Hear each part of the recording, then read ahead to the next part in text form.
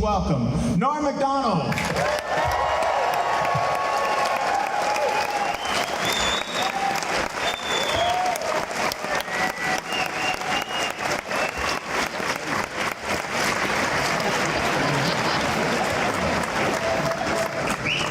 What Norm does is he goes to the bathroom right before I go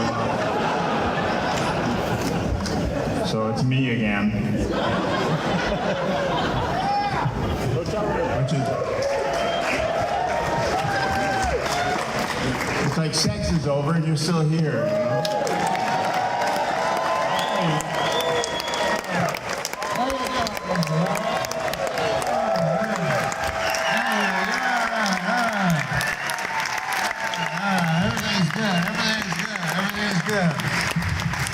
Steve is right. Sometimes right before a show, I go, God damn it, my cock is full of piss. I go, I don't want to go out for an hour, you know, cock full of piss. So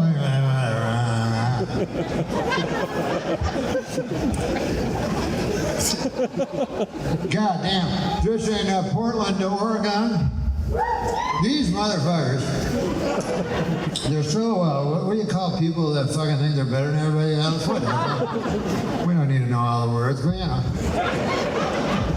So I get in the car, the guy drives in the club, right? He goes, we ain't got no racism in Portland. And then I'm driving, and everybody's white, like everywhere I live. So I figured, I go, you know, it's pretty easy, I guess, to be not racist when there's no black people at all in your city. And then the guy goes, we got our share.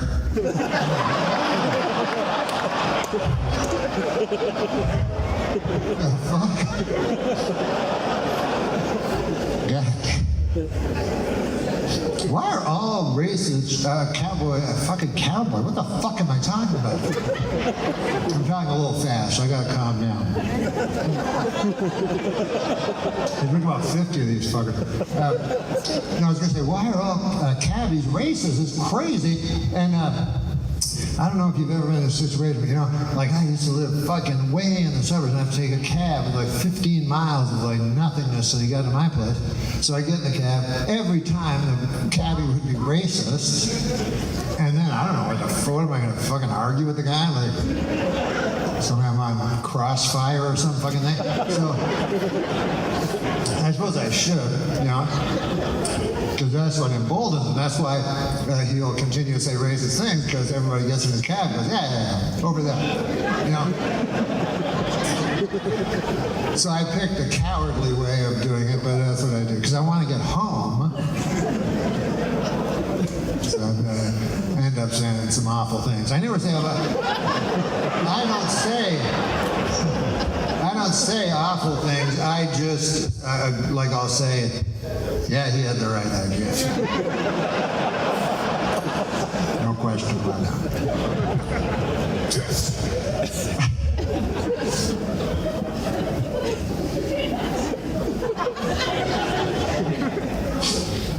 I came here left from Las Vegas, Nevada. I don't even know Las Vegas, Nevada. This place, it's irrational. You know what I mean? It's such an irrational place. That's what's odd about it. And so I was on that elevator, and I'm going to slow down a little later. Everybody probably thinks I'm on coke, because I am on cocaine. So I don't blame you, you know, for thinking I'm on coke. Anyways, I'm in Las Vegas. Now, I don't know if you've ever caught a whole, like you just hear a snippet of a conversation and it gives you a whole, you know what's happened, what's going, you know what I mean? A great deal goes on, but just hearing a little tiny snippet. So I was on this, I'll give you an example. Like one time, I was walking past two homeless guys. One homeless guy says to the other homeless guy, he goes, when the fuck did you ever play goalie for the Montreal Canadiens? And I said, he'd had enough of this horse shit. You know, he wasn't going to stand for it. You ever have guys that just lie? Like, you know, ever know guys like that just fucking, what do you call them? Congenital, not congenital. They can't help themselves. themselves. They're pathological liars, and everybody's met one. They say things so fucking outrageous, and then you're embarrassed. They should be embarrassed. You're embarrassed, because you have to go, you have to agree with them. And so one time I was washing dishes. I had a job washing dishes at the old spaghetti factory, which was fun. It's a great restaurant if you like old spaghetti. Especially from a factory. I like from a factory? Oh my God.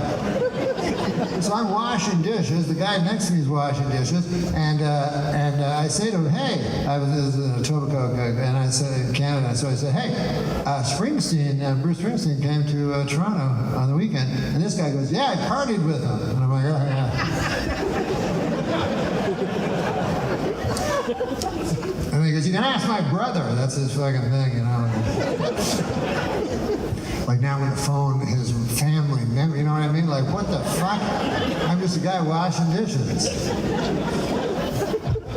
I'm like, yeah, hey, listen, man, is this Tony's brother? Hey, man, I wash dishes with him. He washes dishes, and I wash dishes beside him.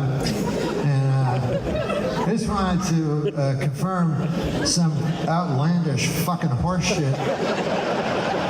And he told me that you're the guy. Anyways, none of this has anything to do with anything.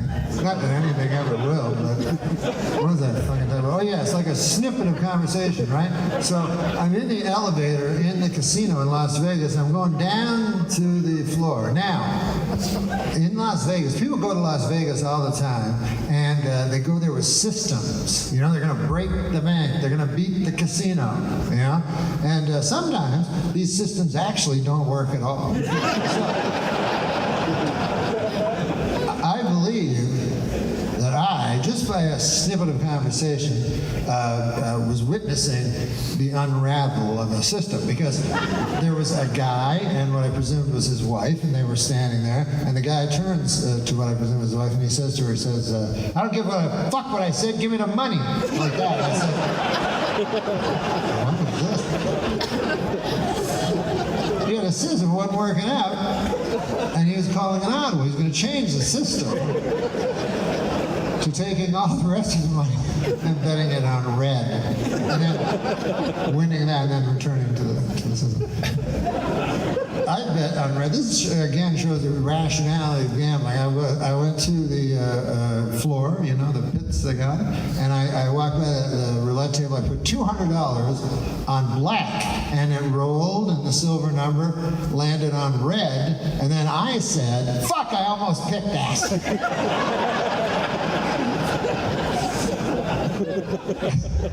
Everyone understood. They're like, you can't overthink it. You know anything about the game of roulette? You go first instinct.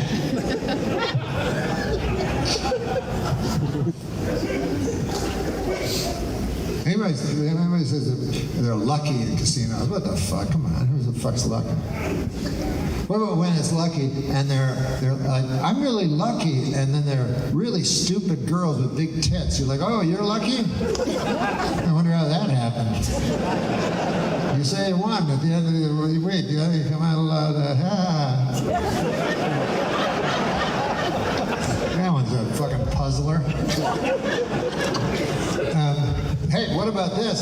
Their crazy slogan. Every city has a slogan. So their slogan is, whatever happens in Vegas stays in Vegas. And other places, will have like if it's Atlanta, Georgia, their city slogan is like, hey, you like peaches? We have nice baskets of peaches, and you're happy, Virginia is for lovers, things like that. But Vegas, it's like, hey, listen.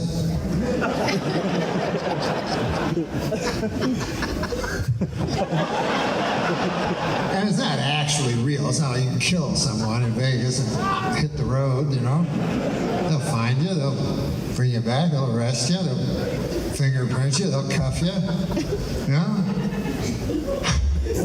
They'll put you in front of a jury of your peers. So I was trying to think, what's the real deal? that really mean, you know? What happens in Vegas stays in Vegas. So I thought about it for a long time. I pondered, I ruminated, you know? And finally I come up with this. This is what it really means. You can go to Las Vegas, have sex with a prostitute, and she won't tell your wife back home where you live. They're very discreet, the Las Vegas prostitutes. Not like those small town blabbermouth whores back in the Midwest, you know, those fucking gossipy.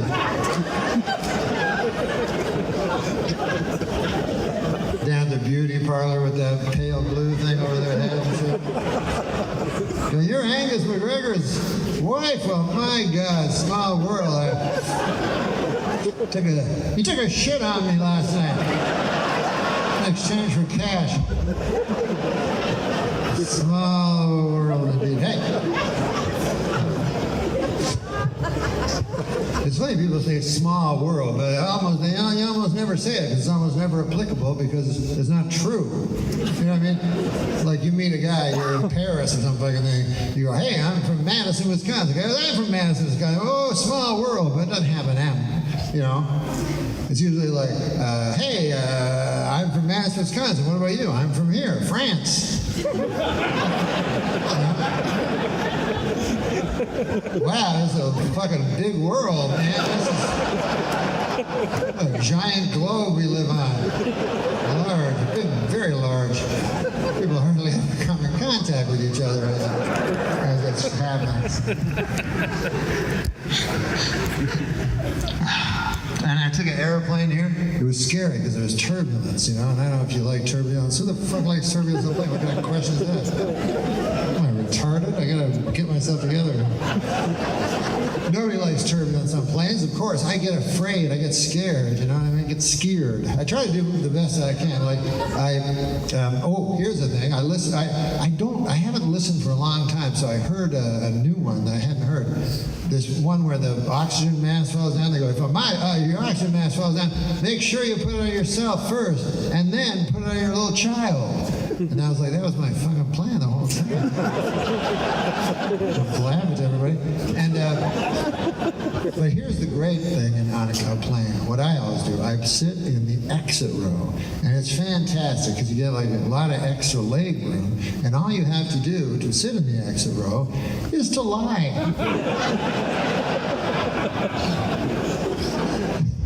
Seems like a good enough bargain, you know. The stewardess comes, or the flight attendant, lady, you know, we don't call them. We used to call, whatever. I can't keep up, but we used to call the ladies on the airplane stewardesses. If they were flight attendants, if they were a lady, they were stewardess, and if they were a man, well, you know, yeah. So it was a bad time, you know. Hateful time. How was everybody so hateful back in the day? Like my dad was old when he had me. I was 50. He fought in a motherfucking war, right? So to me, that gives him a pass, whatever the fuck he wants to think. He can think anything he wants. Guy was in the fucking war. I got like an 18-year-old kid telling me, I'm like, yeah, my dad, man, he was this fucking guy was. You know. And so anyways, he's like, yeah, it sounds like a bad. I go, no. You know, he was fucking, if he was old, he'd be 1,000. He's, you know, he was 50 when he had me. Old man. World War II. This guy's 18. What the fuck am I going to learn from an 18-year-old? You know what I'm saying? 12 years ago, the motherfucker was 6. Suddenly, he got opinions? Everybody got opinions. I don't know what happened. But anyway, so yeah, I'm on the airplane, and that's what, so you sit, this is what happens. You sit in the exit row, and then the steward, the flight attendants, they come up and they say, listen, in case of a explosion and everything, and the white and black smoke racing down the fuselage to grab your neck and choke you. Would you mind just like, hey, after you, please?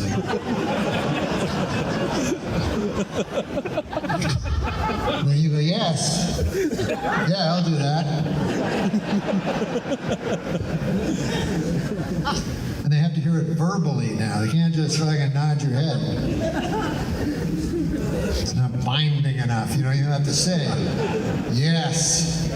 So then later after the crash, and the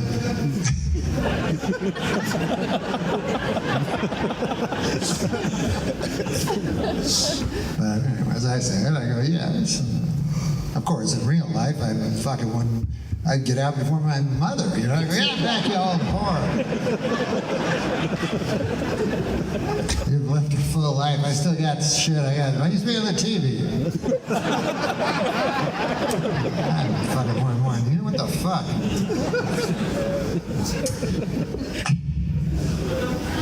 But listen, I don't know about that. They just tell you all this shit so that you'll be a little calmer on the airplane. Because if the airplane does go down, that fucking stuff, the seat cover, or what is it, the cushion works as the float. You ever hear, hey, today a fucking plane crashed in the Pacific, but everybody's cool, they're floating around. Luckily, they listen to the lady or the man, and people are listening. Also, if you crash at that velocity, you're like dematerialized. You know what I'm saying? You're like it just reduced to your essence, your stuff. Basically, I would say. I would say at that point you're a bunch of stuff. They find an airplane full of stuff. I don't know if you've ever seen pictures of airplane wreckage, but you can look at it and never see a body. There's a suitcase here and there, and they show the whole picture. I don't see one fucking person. It's because you're stuff. Ashes to ashes, stuff to stuff. And, sorry for quoting the scriptures, I hate to do that. But you crash. Now, then they call it remains. A big fancy word for it, but you and I know it's stuff. And they do this because victims of the relatives of the victims want the remains. I don't know why, but it's a big thing. It's a big thing. Brings them closure. You know what I mean? They're at home. They're like, God damn, I can't get to sleep without thinking of my poor son in his final moments. If only I could see his remains. And then I'd sleep well. There's a chance they bring me a bag of his remains. The fuck? And it's not like you're gonna get the real remain. Like it's not.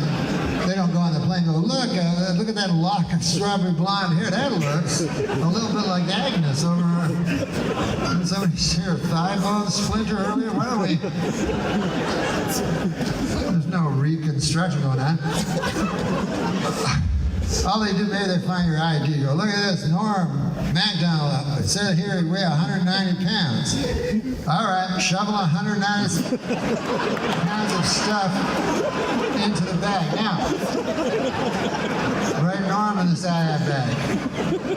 Send it to Norm's mother. She'll be happy. She'll be thrilled. And then my mother gets it. Excellent. Look at that.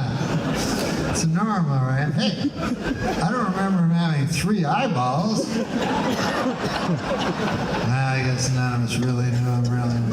Who can know another man at all?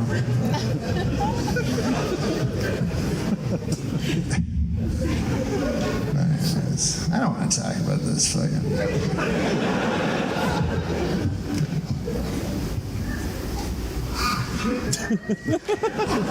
You can do some things to try to avoid things. Like, for instance, like try to avoid flying over the Andes, whatever you do, the fucking Andes. Because then, for some reason, you survive. So that you can grapple with cannibalism, you know? It's a nice little fucking trick they do, you know? And so then you're up on the goddamn, and now I'm against cannibalism, but anything, if you know anything about me personally, you'll know, you know, check out my fucking web and all that shit. I am against cannibalism. I talk about it everywhere. Not here, I'm not gonna do it. This is a bully pulpit and I refuse to use this.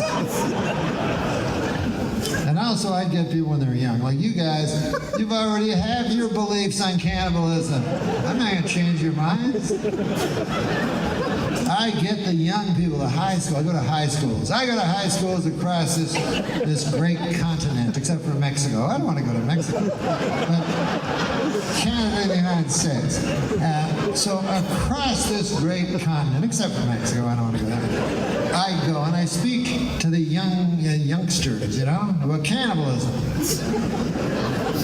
And mostly I let them know, I go, you know, it's not cool, you know, if you're a cannibal. You know, I'm not going to lie to you. For a while, you're going to be looking, you know, you ate a fucking guy in the algebra class, you know. People will be talking about you, but in the long run, yeah, it's a blemish on the old CV.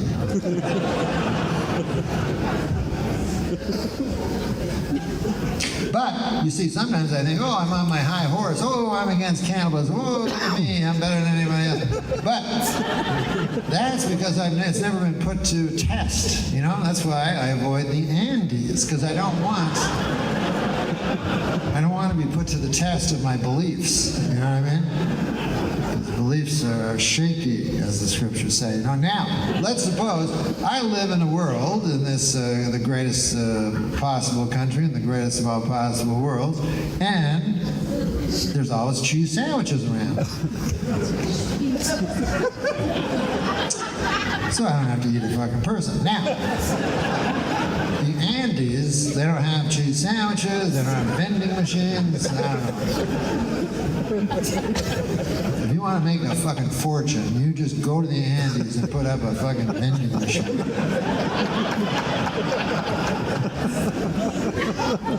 But they don't have any, so I try to stay away from them. And then, so people crash, and then they have to grapple with this moral issue, whether they're going to consume a fellow human being, you know, consume a fellow man. And of course, at the end, you know, they always break and do it.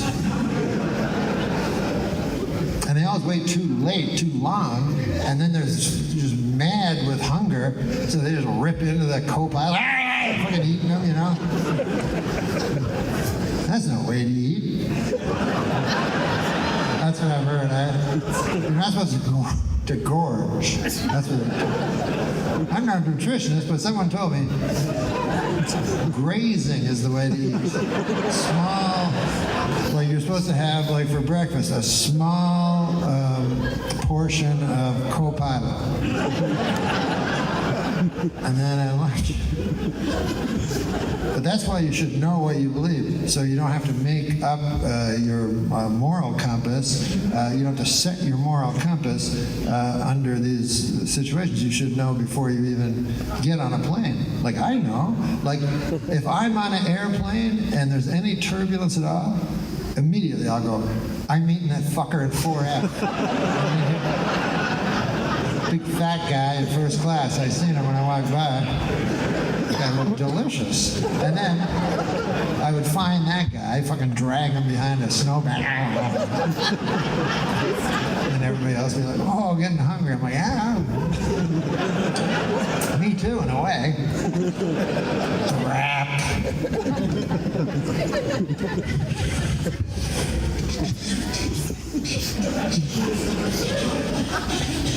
Well, DC, you know what DC stands for, right? District of Columbia. And I'm telling you something, man. This is a fucking great district. It's my favorite one.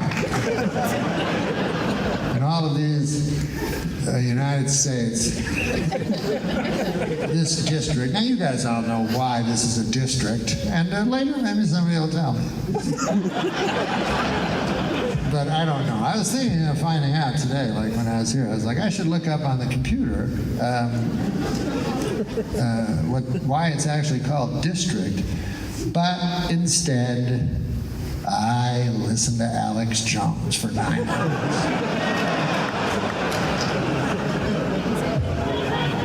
That guy's a fucking charmer.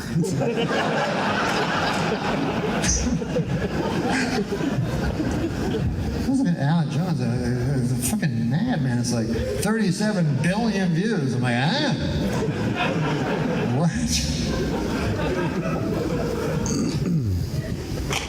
But anyways, big election coming up, you know, the presidential election for the president of the United States, who lives here. And, you know, President Trump, I want to say Donald Trump. And this guy, what an operator this guy is. I mean, I don't like to get too political on my shows or anything, but this guy's a real operator. I don't know, but the funny thing is, you know, now all these books are coming out about why he won, you know what I mean? Because it kind of surprised everybody, and now it's like Trump Nation, why did they, what on, I saw one book, evident, there's one called Evident, like that. That's all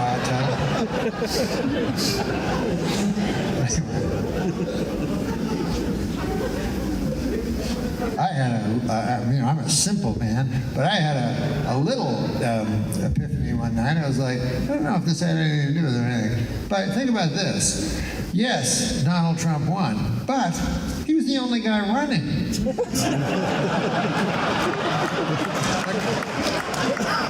I don't think enough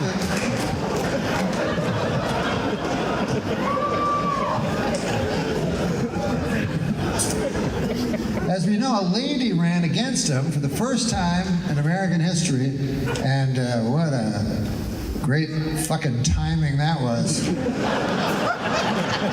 that little experiment. Didn't work out at all.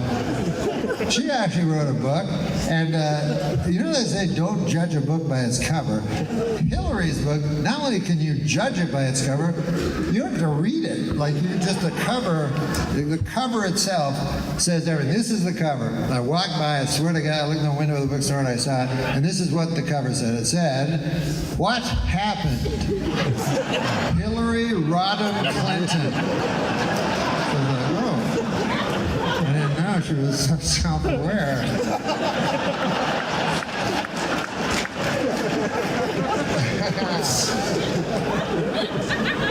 Because that's what it was. I don't care what anybody says.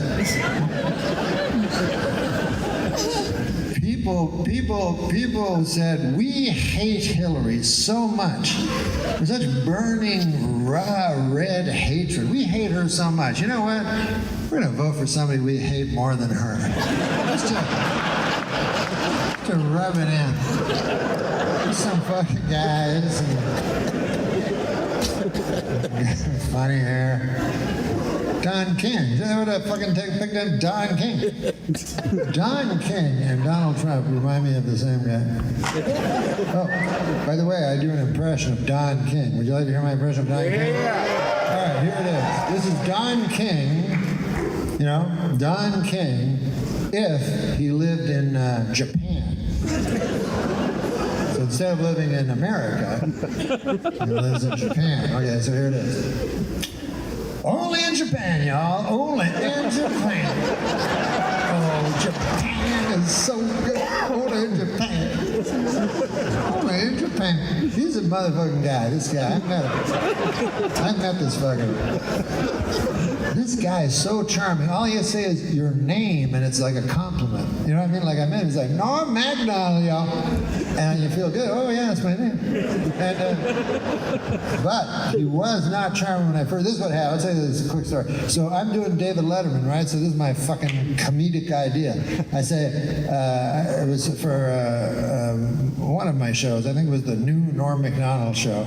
And so I was doing it. And so I said, oh, here's an idea. I'll go and I said to David Letterman, I said, here's my idea. I'll go and I'll pretend that I don't want to promote the show because it's kind of embarrassing. I'll say, you know, my manager's always telling me to promote, but, you know, why doesn't he promote? And here he is, and then the manager's Don King. That was the joke. So Don King says he'll do it because he'll do anything. So I show up. I thought this guy was the most charming guy in the world, and then I met him in this little room, and I don't know if you've ever sensed evil, but goddamn, and he was no like, oh, none of that. He was like crossed his hands. He had all his jewelry and shit, and didn't look at me. And then there were all these Nation of Islam guys. Nothing to make you feel more comfortable than 9 Nation of Islam guys standing there. So they were all standing behind him, and then he goes, yeah, and I go, oh, ha ha. And I'm thinking, just abandon this. And I go, here's the thing. I was thinking, you know, I'd pretend I'm modest and shit, and then you come out and you go, hey, it's good, you know. And he's like, who are you? I'm like, I'm Norm Macdonald. He's like, oh. So he writes it down. And then he says, all right. I said, hey, I thought of an idea because I'm going up against the show. There was a show at the time called 60 Minutes 2. It was 60 Minutes was on Sunday, and then 60 Minutes 2 was on Tuesday. So I say to Don King, I go, hey, I think it'd be funny if I said, Don, you're saying how good I am, but remember, I got tough competition. What about 60 Minutes 2? And then he says, what's 60 minutes? And I'm like, oh. So I just want to get the fuck out. And I go, it's just a program, you know. And so he turns to one of the Nation of Islam guys. This is before computers, because I find out about them. So I'm like, well, you don't have to, you know, we can just abandon the whole idea, you know. And he's like, no, we'll do it. So I'm with Letterman. I'm fucking so scared, you know, I'm petrified, because he doesn't know me, he doesn't know the idea, nothing, you know. And also, he had just fixed a fight, so Letterman was angry at him. So Letterman didn't want to have him on. Now Letterman hates me, but I'm afraid not to have him on because I'm afraid he'll murder me or have me murdered. And so he goes, so anyways, I go, hey Dave, we do our little fucking shit.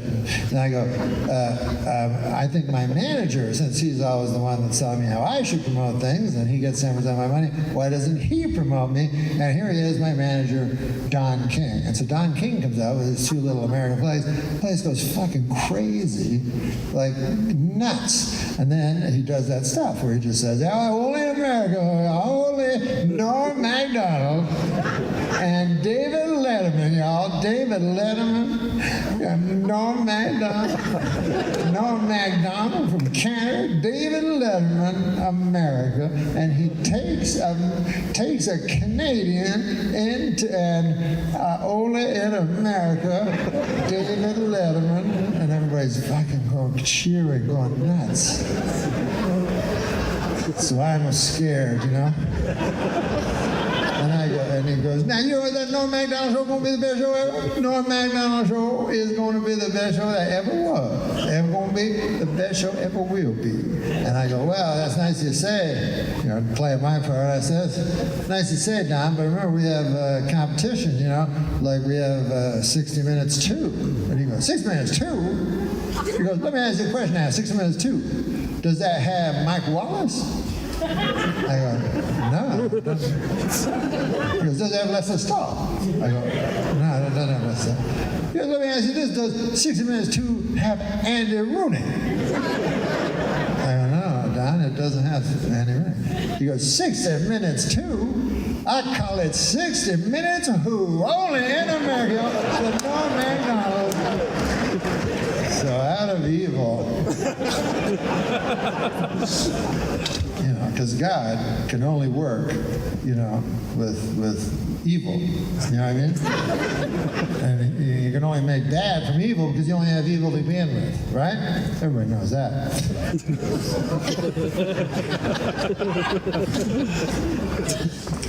But, I never told a story before on stage about something that happened in my show career because it's so fucking lame.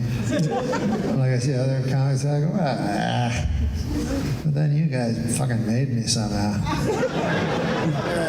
No, I'm just yapping.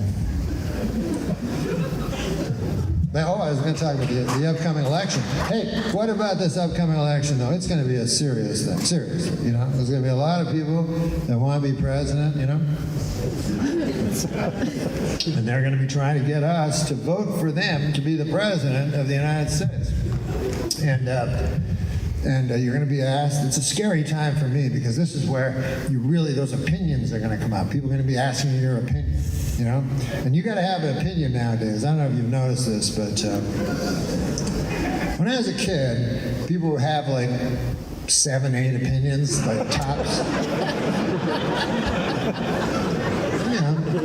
Most of them were about food and stuff, Colors, like favorite colors. But now you're expected to have an opinion about every single thing that's ever happened or will happen or might happen. And so you'll see when the election starts, the commercials will be targeting the people that are very smart, you know what I mean? The very smart people on one side, the very smart people on the other side. And they'll try to get those people cemented up, So the commercials will be very difficult. I remember this from the last election. It'll be the same this time. Like a guy will come on and, he'll say, or a lady. I say that a lot.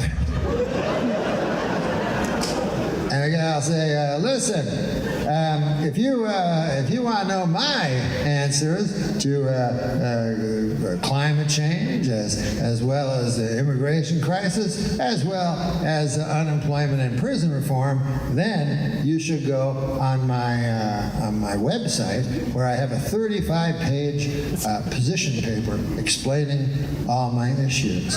And then I go, oh no.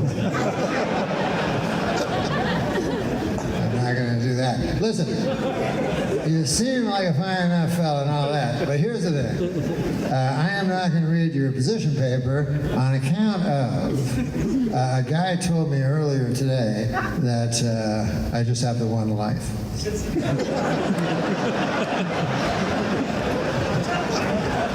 Choices are to be. I still have 2 seasons of Matlock I got to get through. You know what I'm saying? Can't be reading.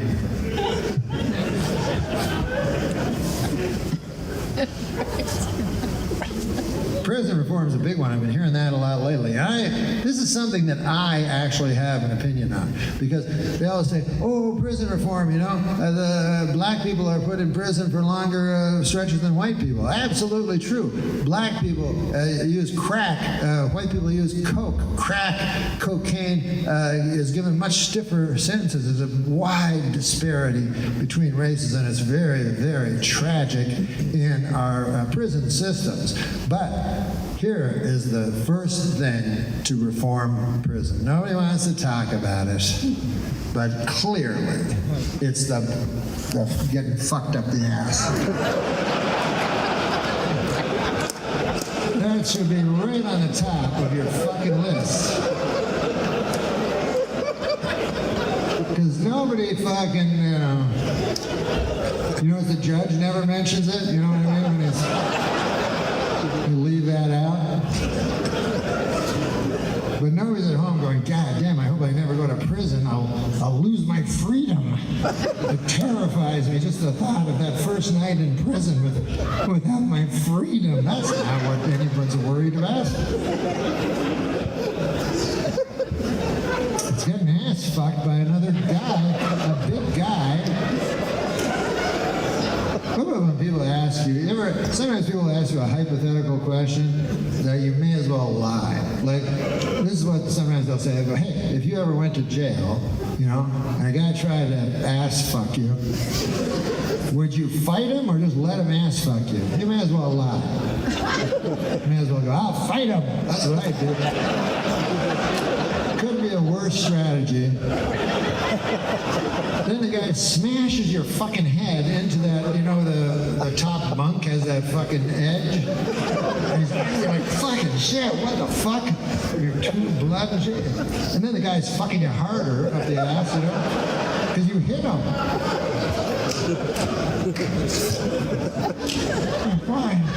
Why the fuck you hit me? That guy told me you'd respect me or something. I don't know why I do things. But yeah, you know, let's just be clear about it. And then they go like, whenever there's all these drugs in prison, ass fucking, and then they go, why? And then the guards go, well, what can we do about it? I mean, these are prisoners, you know, and what are we supposed to do? Are you fucking kidding me? They're behind bars, and you have guns. Nothing you can do to stop this.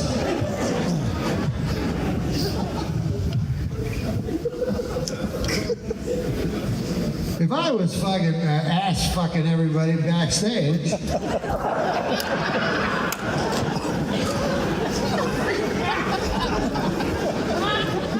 know, that guy over there would stop it. He'd go, hey! We've talked about this before. No cocaine, no ass fucking. I'm like, come on, cocaine? All right, you do the cocaine. But don't mention it on stage at the start or nothing like that.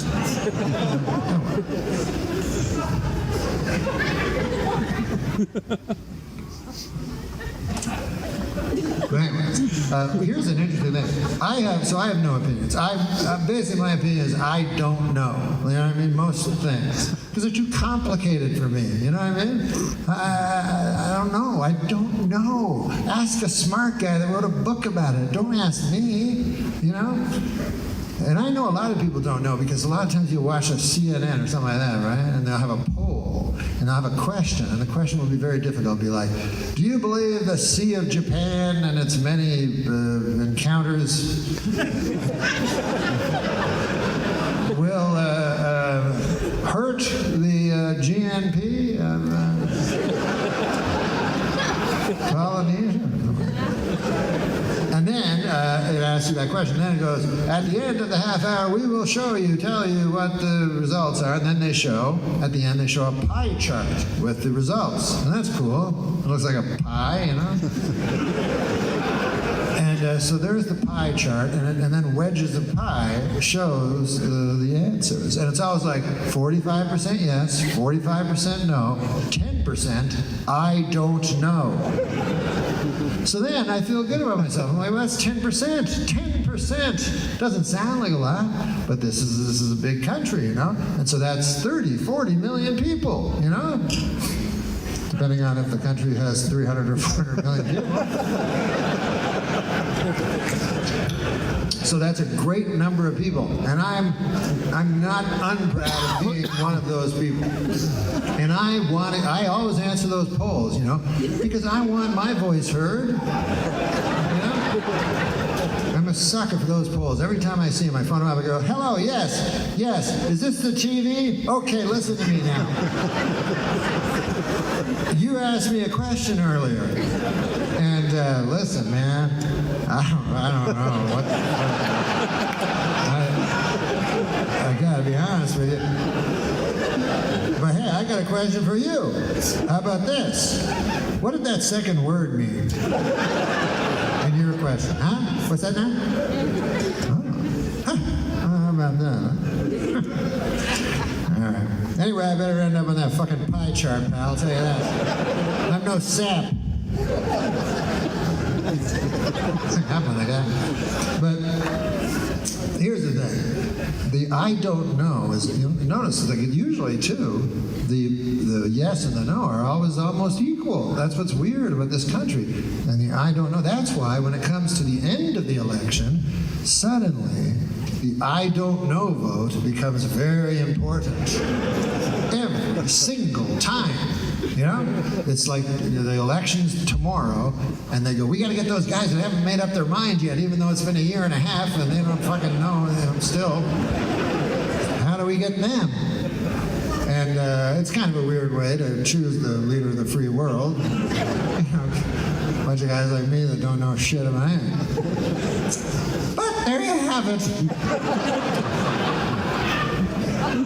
Then the commercials are no longer about 35-page policy papers, because then they're trying to get guys like me. They make it very simple, very easy for us to understand, you know? Like a person will come on and go, yes, let me ask you this question. Do you like green? The color green?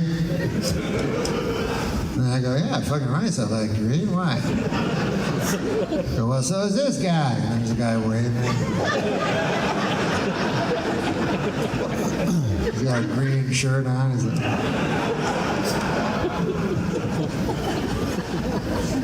and then I'm like, Ruth, get the fuck out of here. Come and see this guy on the TV. Finally, a guy. You know how I'm talking about how cool green is all the time and shit?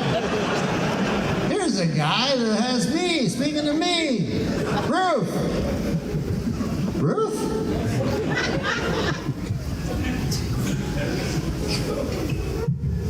This is what I read. You know how they say you have a brain behind your brain, that kind of, I don't know if it's true, but you know what I'm talking about. Subconscious or unconscious, whatever, you know? You don't know which one it is, but it's one of them. So you got your regular brain up here. That adds things together, so you know how much this cabbage costs. But then, there's another brain behind. And you don't even know what it's fucking thinking or anything. It's a mystery even to you. And I don't even know if I buy it. But I did read this. They said that when it all comes down to it, the way we choose our president in these United States, despite all the how smart we are, actually it's the other brain, the back brain, right? It decides, and this is how it decides. Who would you rather have a beer with? Isn't that odd? And it goes a long way to explaining who's the president today. Because who the fuck wants to have a beer with Hillary Clinton? Seriously, right? That would be probably the least fun beer of all time. You know what I mean? Like, is that right? How we get another beer over? And yet, who would be more fun to have a beer with than fucking crazy Donald Trump? Most fun guy ever in a bar of all time. You know what I mean? Just drink going, What's it like fucking sitting in a golden chair all day? God damn, it sounds like fun. You just grab him by the pussy, huh? God damn, see, a fella like me, I'd never think of that. But I'm just a regular fella, here to start. Here's another thing. He said that this works for celebrities. I'm somewhat of a celebrity. I used to be a bigger celebrity. Never did this. First of all, it never occurred to me. You know, I'll admit, I tried to find ladies and convince them to let me lie down on top of them. I'm not nobody special.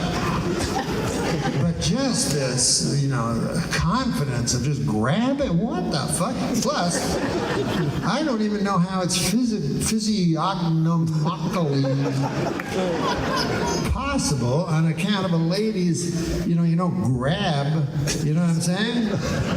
It's inverted, a lady. I don't know if you've ever looked. I don't know if you ever looked closely, but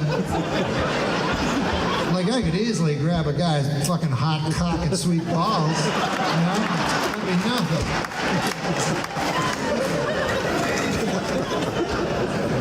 What the fuck is... I have a feeling I I fucking misused my fucking celebrity. You know what I mean? Like for instance, my kid, he's a retard. I put him in a retard college. I didn't fucking know. Like nobody told me, hey, your retard kid can go to fucking Harvard. I would have gone, what? I'm paying a fortune to put him in a fucking retard school. I'd rather put him in for, a fortune and a half, get him in her, whatever.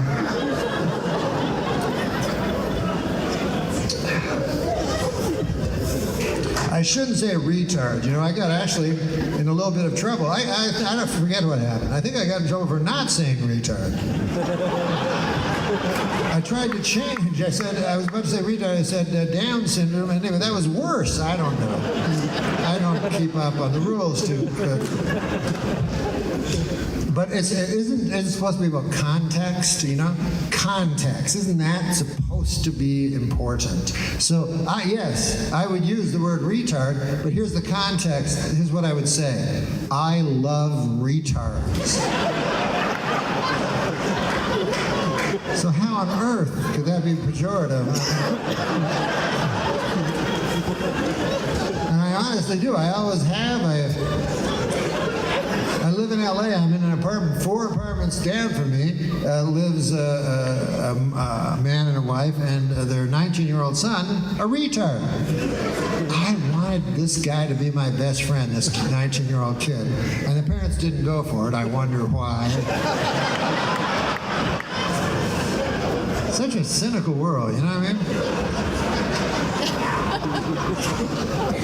Like, yeah, that's my type, a fucking 19-year-old retard. That's who I want to fuck, The reason that I love retards, the reason that I envy people that other pity is because retards are happy. Everyone I ever see is happy. And isn't that what we want? Isn't that what all we want in life? Isn't that happiness? You know what I mean? And I'm sometimes happy, but not like retard happy. I mean, I swear to God, I'm not even joking. If there was a injection of retard juice I could put in my arm, I'd take it. Happiness, that's what I'm looking for. And that's what's so hard to find. It's hard to find. There's too much. I remember one time I went to Frontierland. This is a fucking place. We have a fake bank and guys with fucking the sheriff, and the guy runs out with a green bag, stop his blackbird, all that shit, right? Then there's a sign that says, would you like to be a pan for gold? I go, God damn right I would. Me and my brother, right? So this old prospector comes. The guy's not an old prospector. And he's like, hey there, fellers, whatever. And we get there. He goes, you think you're gonna find some of the gold? And I'm like, God damn, you live down the street. I know who you are. Stop with that shit. So, anyways, we pan. Now, I don't know if you've ever panned for gold. So they put you in front of a trough, and it's water, sand with water in it. And they go like this here, right? Yeah, and then through the screen, the water comes out, and then you're left with sand. So then, 5 minutes turns to 10 minutes, 10 minutes turns to 20 minutes, 20 minutes to, you know how time works, I don't tell you everything. But after a while, you're like, hey, prospector, I've been panning for a long fucking time, and it's sand.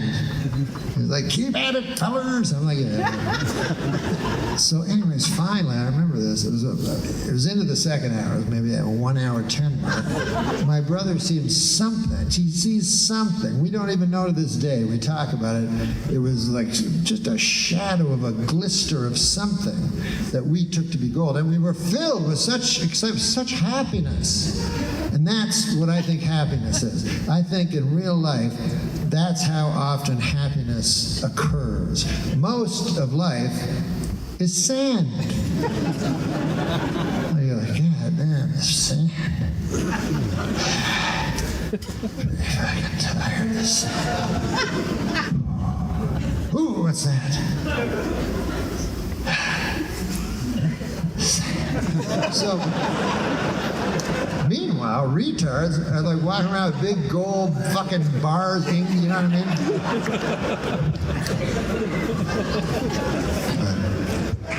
I don't know. I cannot understand people pitying people that I envy. What is to pity? You know, there'll be like 4 retards talking and 2 guys will go like, look at them over there laughing. Oh my God, it's a shame. They don't understand the horrors of life. That's the problem. That's the problem when you get down to it. No cure, they'll probably die laughing like that. They'll probably die happy. Think about that for a second.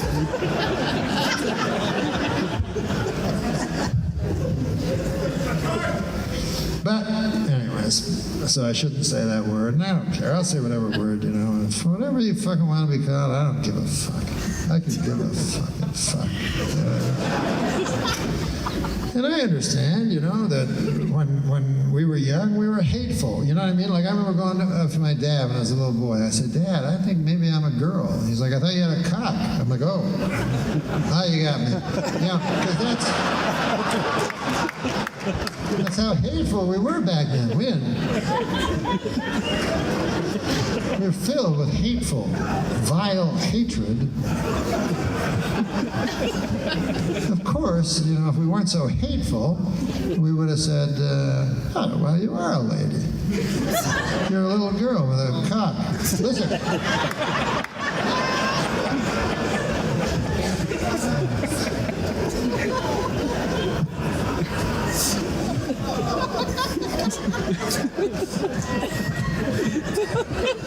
We're talking about prison reform. Now, I listen, we've all done bad things. We've all done bad things. Not a one of us in this room is not without sin. But, and I've done crimes and sins, you know, and I hope maybe, you know, I don't know if you, you know, there's probably some of you that have never broken the law. But I used to shoplift a lot, you know. Yeah, even when I had a lot of money. Fuck it, I just, for the thrill of it, you know. Shoplifting is fun. You know what I mean? And, you know, I used to, you know, litter, you know, when I was, or sometimes I'd loiter and litter at the same time. One time, manslaughter. I slaughtered a man. And here's the thing that I think we should talk with about prison reform. Do you know, because I've been studying prison reform very closely, you get more of a sentence for murder than manslaughter. Now think about that for a second. Hey, you murder a guy, if I can shoot him? You slaughter a man. You know, I know wherever I speak, I slaughtered a man. It fucking takes a long time, first of all. I had to use this, it was called I came with my nunchucks. It was this fucking shogun shit. And it's all rusty. I'm trying to fucking slaughter him. It took forever. Whatever. Everybody watching. As I was trying to slaughter him, it took like 9 hours or something. And people all came around watching and whatever. But let's say I was found guilty because, you know, you never know. Maybe you don't know what the statute of limitations is on manslaughter. It could still be, I still could be, you know. But this is, I have it ready. You know, if I've ever called out for manslaughter, I'll take my medicine. You know, I'll get up and go, first of all, I want to, you know, say sorry to all the people, because everybody knows you're guilty. Because it took so long. Even the judge is saying, I saw it, and I'm going to live near, but my friend called me and said, you got to fly out here. Guy's slaughtering a man in the middle of the street. I really should have recused myself. But. So I go, listen, I want to say sorry to the victims of the slaughtered man, first of all. And also, I'd like to say sorry to the slaughtered man himself. Those guys never seem to get apologies. Ever notice that? It's always their relatives. What about the fucking dead guy? Maybe apologize to him.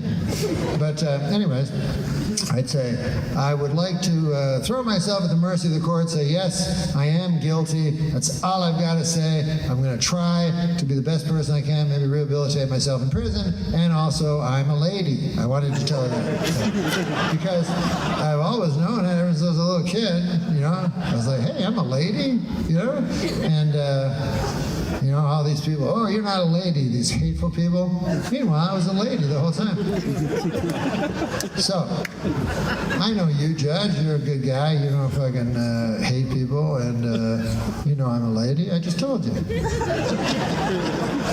So if you could just take me to the ladies' prison, I'll serve my time. I believe I'll be popular, quite popular. Maybe more popular than I've ever been in my life. These are the things that are in prison reform. I'll tell you this too. You know, the Me Too, which I think is a very good thing, but it seems to be going after certain things, and then certain, it's like compartmentalized. First, the music. Then, I don't know if they've even gotten to music yet. You know, first the entertainment moguls, then this, and then the comedians, then. But let me tell you something. When they hit the prison system, boy, they're going to find some bad stories, man. Ronan Farrow will have quite an exclusive on his hands. Because as we all know, rape is a crime of power, you know? In prison, rape is how you get power. So if you're the most powerful guy in prison, that means you're the biggest raper amongst all society.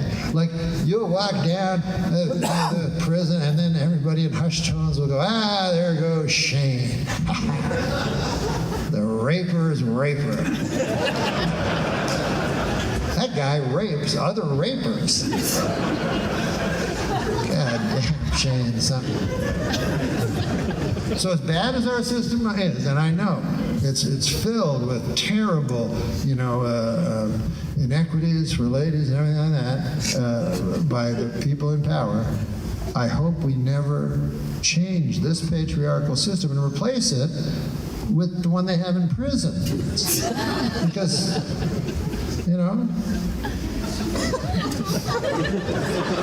like, imagine if you're at your insurance company, right? You're working at an insurance company, and then you go, hey, anybody notice anything about Shane? Shane has been working at the insurance company now for 3 weeks, and what about this meteoric rise to power he seems like? I mean, 3 weeks ago, he was hired as a janitor, and now he's the vice president in charge of telling other people what to do and shit. How the fuck did that happen? And meanwhile, we know how it happened. Jane just rocking around.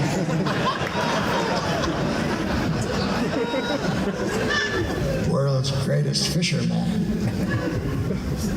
And then that's Shane's office. And that continues on and on. He keeps rising up. And then they have an emergency board meeting, you know, where the CEO is like, listen, we started this startup. That's why we started it. And some 8 years ago here in Silicon Valley, and by golly, we just started with a dream. I'll keep going. I'll keep going, Shane. But anyways, I just want to say that I'm retiring today, and I'm turning over the reins of power to Shane, because I think it's time for some new blood. And Shane? And I'm going to clean out my desk. That was the agreement, Shane. Remember we had that agreement? And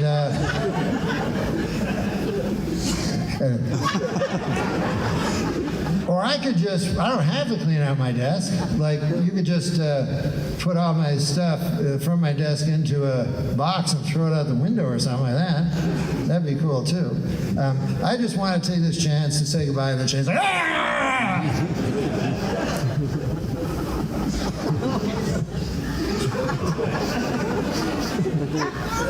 Minutes.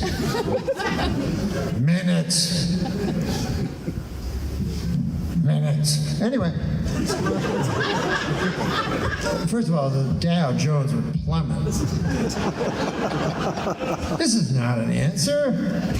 This is reactionary. In many ways, it's worse than what we have with the patriarchy. Fuck, I hate this patriarchy. You know what I mean?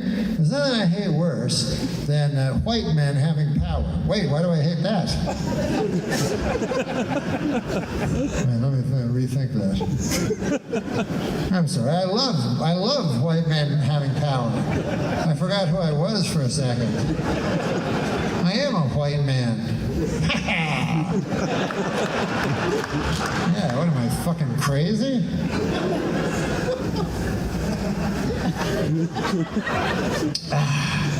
Well, listen, I worked for every goddamn thing I ever had, you know? I had a tough, not tough, I mean, I'm not complaining, but when I was young, my dad set me up as he was a hedge fund manager. And I was 15. And these other hedge funds, man, they made me feel bad, you know, because they were pulling in whatever, $30 million a month or whatever like that. And I wasn't, you know. And I was like, you know, whatever, you know, I'll get stronger from it, you know, because I believe that which does not kill you really makes you weak. And then the next time, probably kill you. You know, it's funny how wisdom usually isn't wise at all. What about you? Ever think of something wise? You know what I mean? Like you go, I can't think of anything off the top of my head, but you go like, opposites always work, you know. Less is more. Yes, that's right. Is? Not less was less. But you know what I'm talking about, wisdom. And I believe the greatest repository of wisdom in this nation can be found on cups. Sides of cups. So I'll go to a cup store and I'll just fucking look at it. I'll go, God damn, that's true too. I'm reading the scriptures. And I go, I'm going to buy all these fucking cups. Just have them all over, read them every day. Fucking, I'll remember them. And then I don't remember. But listen, we're getting a little away from the point.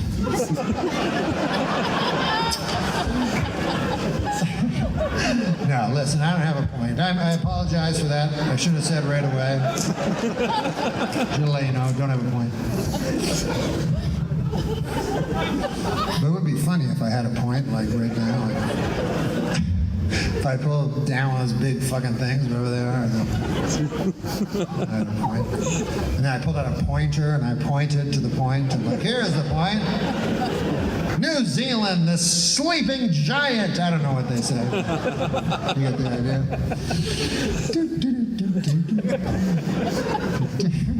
I'll tell you what I like, man, because I don't know a lot of stuff, right? Never got a good education, all that stuff. But it used to be I couldn't, like when I was talking to somebody, right? I would have to. It's hard to talk to people one-on-one, like in a party, because, like my friend said, it's really easy, Norm. All you have to do is listen to the person, you know? And that's true. You do it. I'm excellent at that. That's my best thing, is just listening to the other person talk.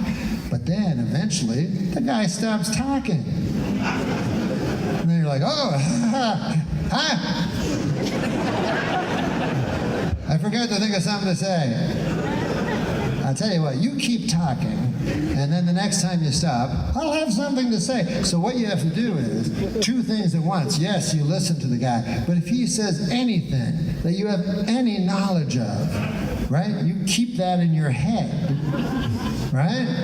Like a guy maybe he talks about Star Trek or something. You go, hey, wait a second. I know something about Star Trek. As soon as this motherfucker stopped talking, I'll say that cool fact I know about Star Trek. Excellent. Doodly-doo, doodly-doo, doodly-doodly-doo-doo, doodly-doodly-doo. So this is peace.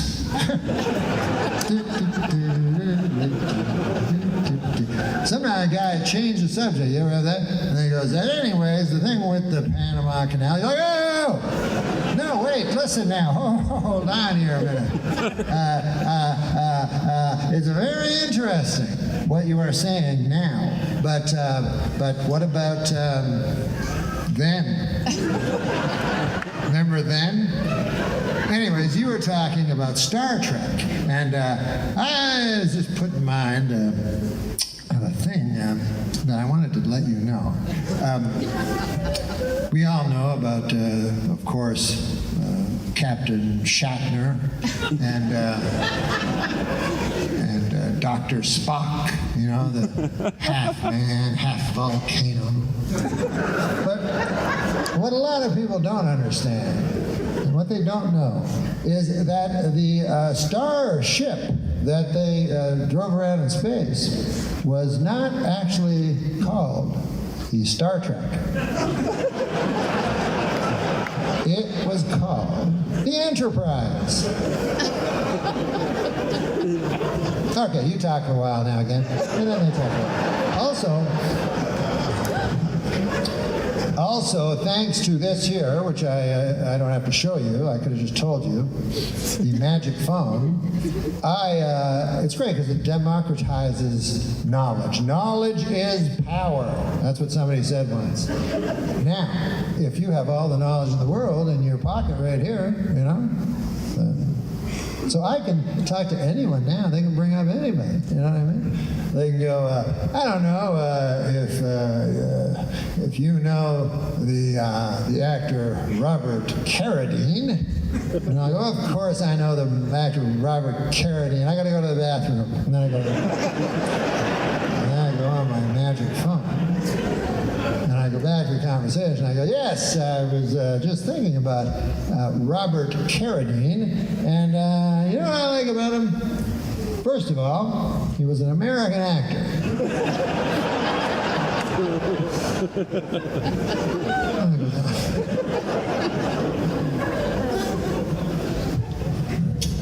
I'll tell you one thing. In Los Angeles, Hollywood, the most cool thing is meeting a celebrity. You know what I mean? Especially a celebrity from when you were a little kid, because they don't even seem like real. So, I met Matlock, right? Now, that's not his real name. I don't know why the fuck they do that, but they change the guy's fucking name, like, you know. He's on the Andy Griffith Show for fucking 12 years, and now he's Matlock. You're like, it's hard enough to fucking believe this horse shit.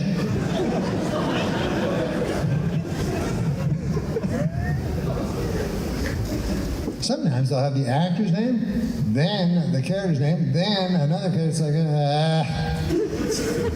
I remember when I was a kid, there was a show was called Hawaii Five-0, and not the one they have on now, but the old one. And so these were the credits, right? I remember me and my brother laugh every goddamn time.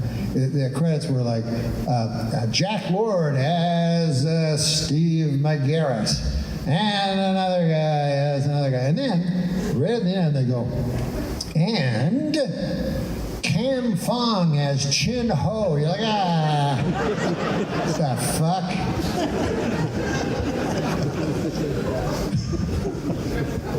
Couldn't give that one the same.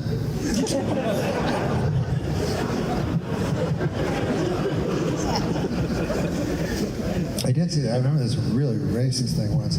I was watching, they had a show called The Green Hornet, right? And so the Green Hornet, he was kind of a ripoff of Batman, you know? Because he also had a youthful ward. I don't even know what a fucking ward is, but somehow this word ward, which you've never heard before, then you watch the Batman show, and the guy's played by Burt Ward. You're like, whoa, what? But whatever, that doesn't matter. But so he was a youthful ward. It was a complete ripoff of Batman. So anyways, the Green Hornet, you know, Batman is Bruce Wayne, and Robin is, I don't know what the fuck his name is. Burt Ward, no. See how fucking confusing it gets? Okay, what was Robin's real name? Dick Grayson. Thank you very much. So, Batman was Bruce Wayne, Robin, Dick Grayson. And then, on this very short-lived series, the Green Hornet, right? The Green Hornet was played by, I don't know the actor, but I know that I know the ward was Bruce Lee. That was the coolest thing. So here it is, right? The Green Hornet. His alias was like Lance Carruthers or something like that. And then Kato, his alias was Kato. Can you get any more racist?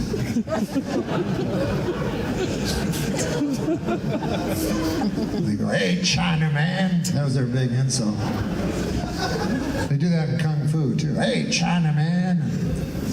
Every pejorative is horrible, but I think some are worse than others.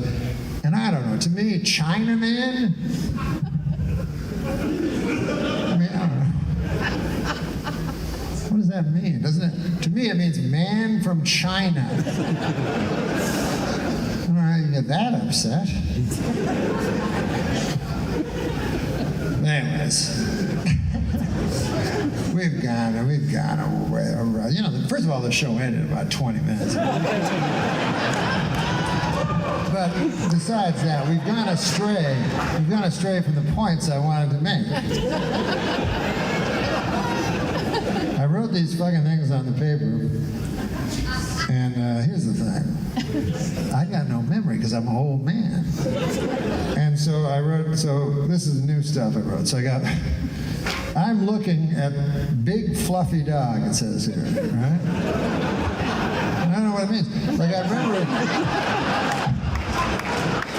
remember a few weeks ago, right? I was in the dog park with my dog, and a big fluffy dog came over, and then something happened that was really funny, plus super relatable, like it's happened to all of us. And I write down on my little, I have a thing, notes on my magic phone, I wrote down, big fluffy dog, like the worst 3 words I could have chosen. But anyways, that's gone. Too old, man. My memory's gone. I can't remember shit. And I'm always, I bought this jacket. I mean, I went to the fucking store at some point and said, that looks good. Like, usually I would go, God damn, I should get that jacket for my father. So he can be buried in it or something, you know what I mean? Instead, I'm like, that looks kind of snazzy. It's gray, but it's also got a little tiny thread of green or something. You just get old, man. And nobody tells you, you know. But it's better being young. That's why I don't listen to no young person, because what the fucking young people tell you? Nothing. Not a goddamn thing. Because I think what young people forget is, they go, I'm young and you're old, and I go, yeah. But I was young and I am old. You are only young.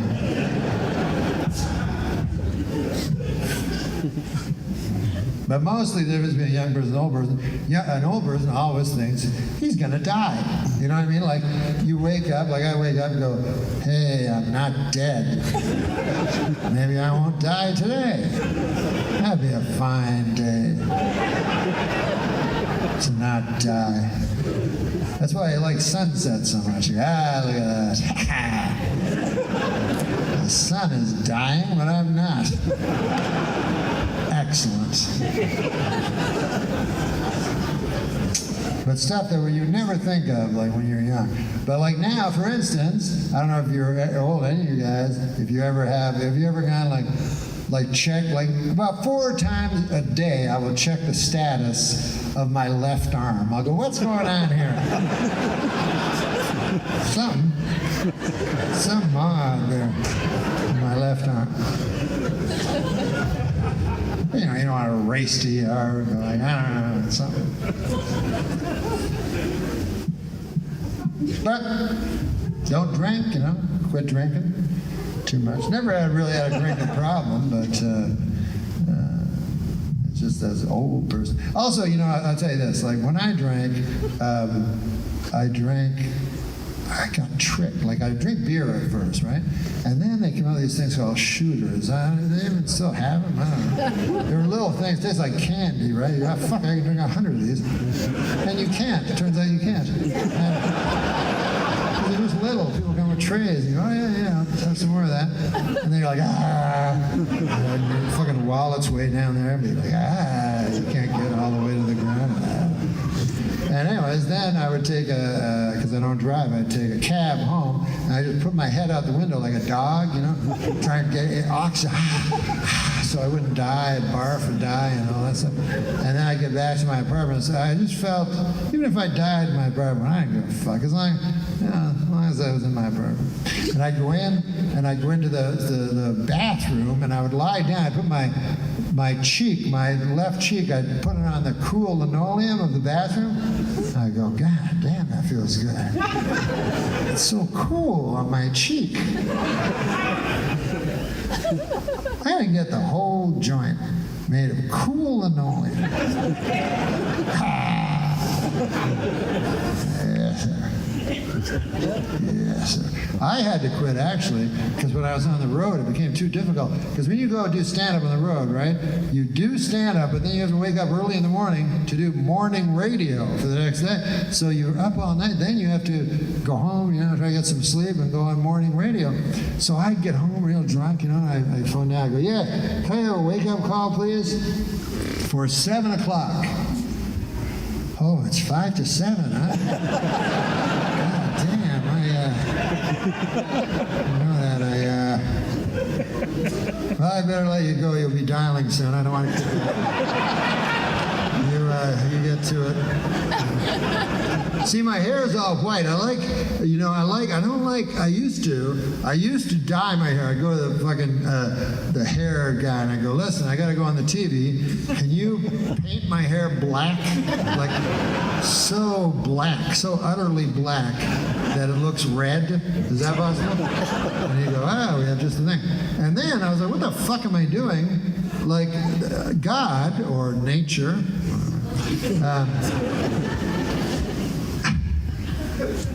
God, or as dumb people like to call it, nature, God gives you fucking signs, and one of them is, they go, listen, I'm going to make your hair white, white, like death. Make your hair white, make your fucking skin all wrinkly and shit, like a dead person. And your eyes will melt. If you live long enough, I'll have your eyes melting. So I want those clues. It's his way of saying, get your affairs in order. You know what I mean? The scythe is coming, and you will fall before it. As the hay before the farmer.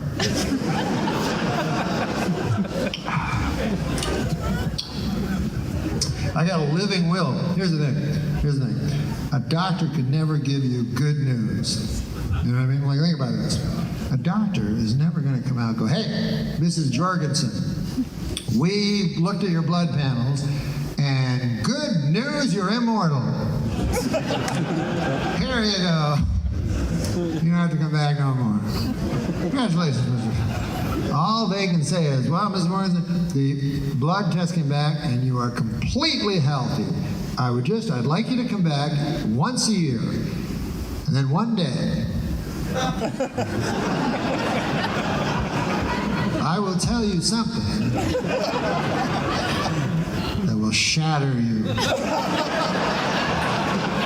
Here's a hint. I will say, maybe we should bring your husband in. If you ever hear me say that, you may as well faint immediately.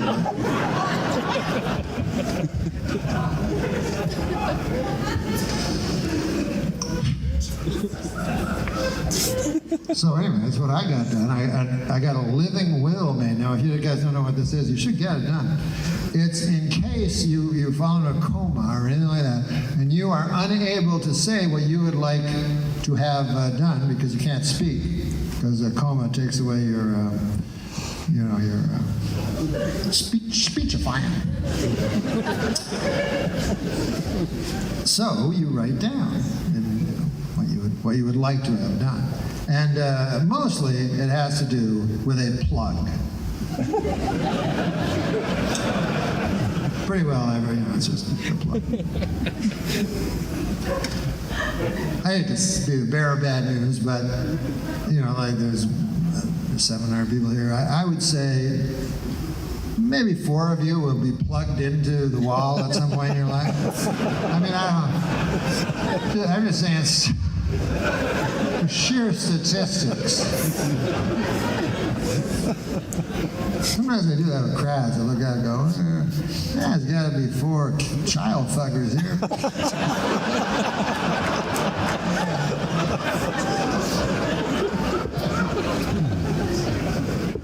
As I said that last sentence, 4 people were like shifty-eyed. Look for the shifty-eyed motherfuckers on that last one. But anyways, 2 or 3 of you will be plugged into the wall. And I'm not going to say which one of you it is, because I don't think that's fair. But one day you'll go to the doctor and you'll go, I hate to tell you this, but if you go into room 13C, we'll be plugging you into the wall. Right now, yeah. So then you're in a coma, right? So then, that's when you have the living will. They pull the living will out. Like my living will is very simple. It just says, keep your fucking paws off my plug. I don't want anybody touching my plug. Couldn't be more simple. That's where people make the mistake, because right now, a plug, I don't give a fuck, around a plug. What's a plug? Well, it's very important at that point in your life. It's the most important thing there is. And if you don't decide, if you don't write it in the living will, then what happens? Your family decides. I wonder what they're going to decide. I don't know, maybe the thing they always decide every time, ever. And I understand, I understand the wicked ways of men. Not even wicked, just sinners. You know what I mean? Like, let's say you have somebody in your family goes into a coma. It's fun for a while. You bring in your friends, go check this fucking thing out. That thing used to make pies and shit. That thing right there had dreams. That thing had dreams. I'm not kidding you. That thing there had envy. And it doesn't now. You think it would now. But anyways, after a certain period of time, like with anything, the novelty wears off. Now,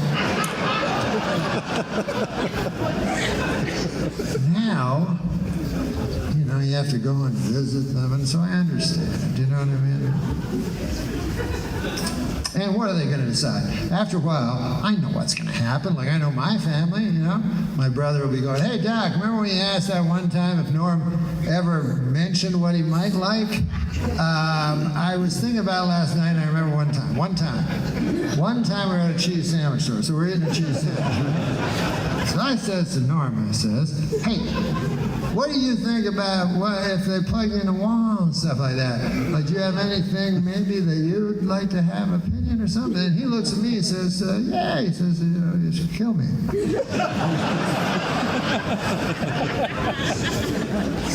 And then we can all go back to our regular lives, right?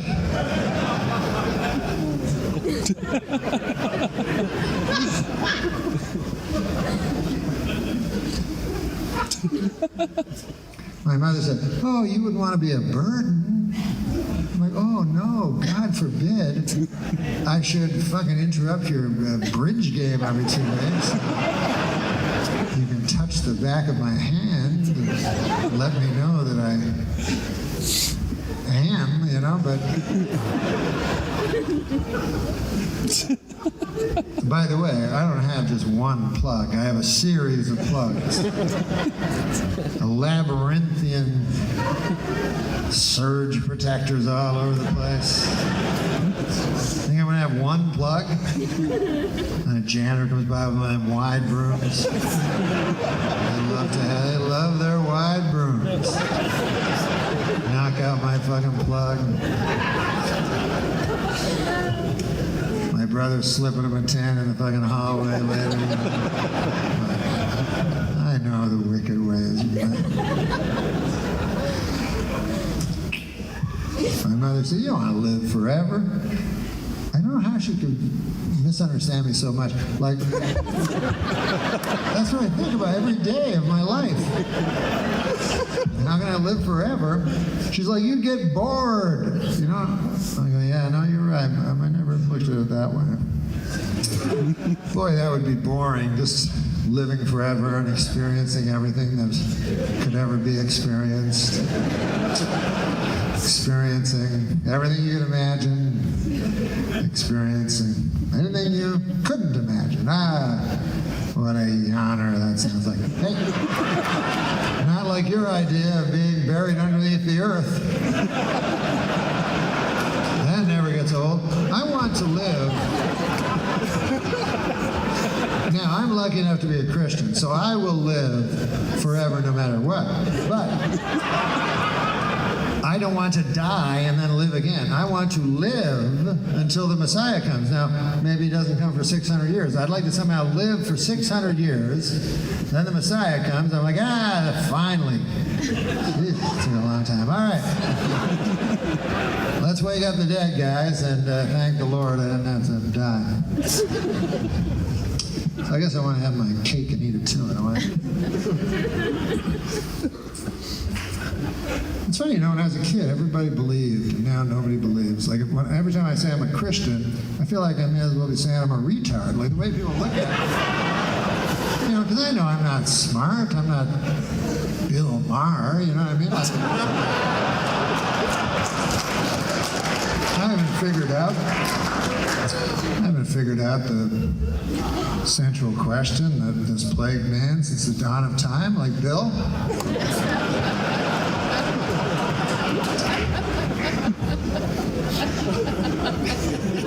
And, you know, my faith is weak. I try. But here's how weak my faith is.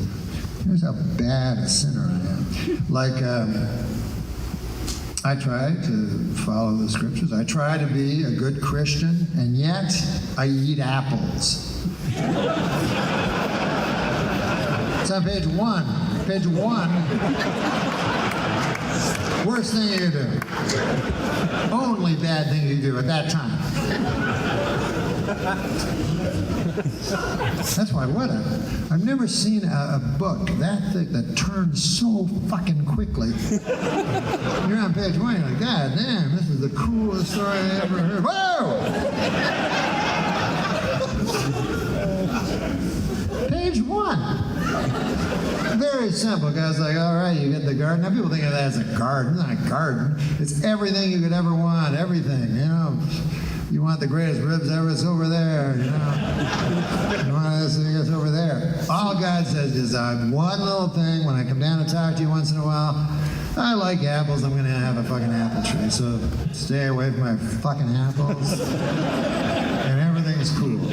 You get everything there is, except an apple.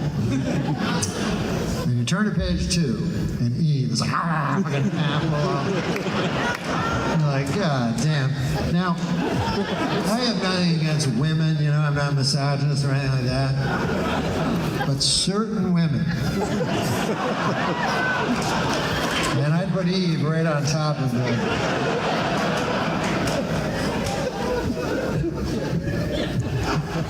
Imagine you're Adam, you know what I mean? On page 1, everything's fucking going good. And then on page 2, you're walking, and doodly-doo. He said, like, Eve! But then he's grasping onto hope. He's like, what? Are you eating a pear? Is that a Bartlett pear or something like that? Oh, no, it's an apple. Oh.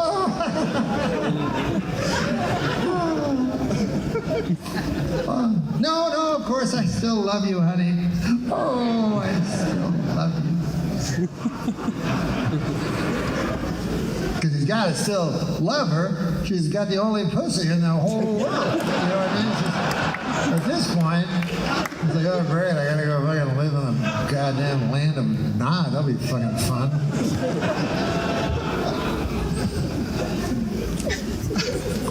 And then, so I got a fucking, a thing on my back where it's a bulging disc. Eve was hungry for an apple. And then you go, well, why did you? And Adam's like, hey, why'd you eat the apple? And we just say, what's that? Oh, a snake. Oh, snake told you. Well, now that you've explained that. Fucking snake. Come on, man. Do you ever believe a snake? Hey, you could be the biggest atheist in the world. What do I know? I don't know what's right or wrong. But even if you're the greatest atheist that ever lived, would you ever believe a snake?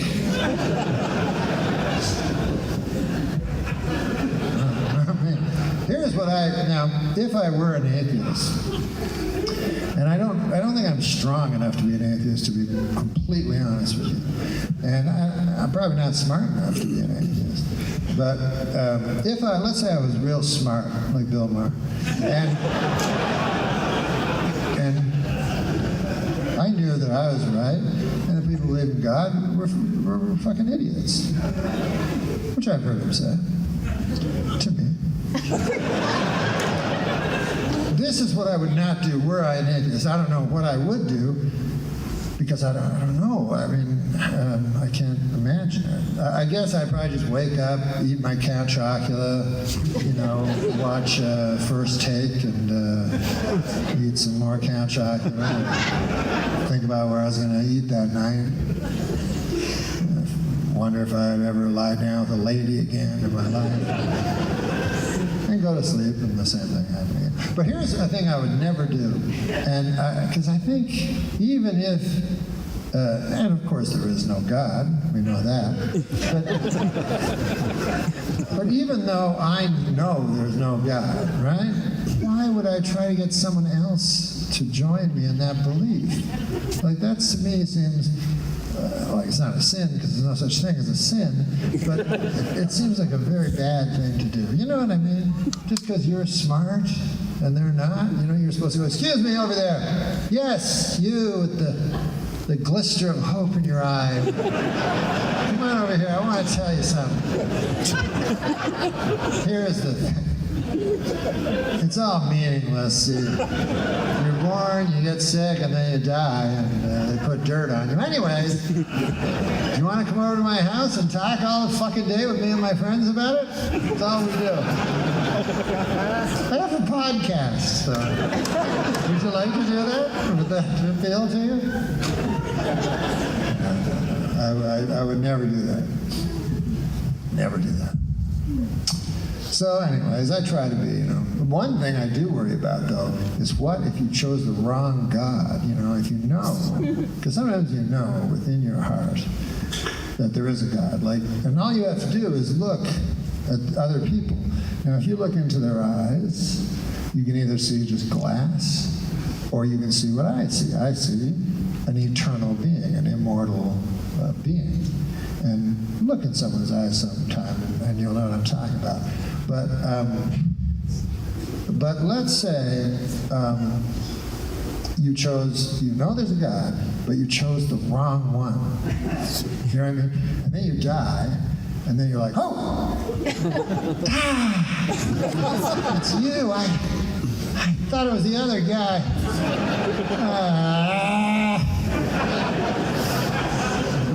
Should have been slaying infidels the whole time.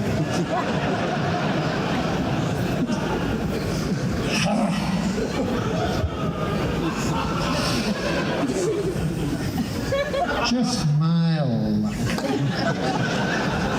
Just my luck. Like a lot of people go, hey, why do Christians have to shove everything down everybody's throat, you know? It's because it says that in the Bible, you know, to go and tell other people so they can, you know, have, you know, heaven too. But nobody wants to. Like, you know, you'd like to be invited to a party again. You know, you don't want to fucking be the guy.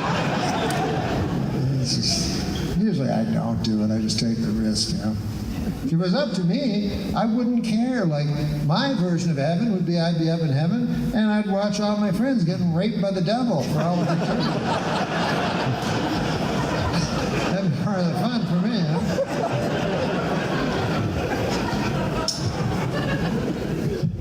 But you gotta do your best, you know? And God, I did not mean to be preachy. Boy, if it comes off as that, I apologize completely. I hate preachy people when it comes to their religion. All I'm trying to say is if you want to get into heaven, you have to go through Jesus Christ. That's all. You know,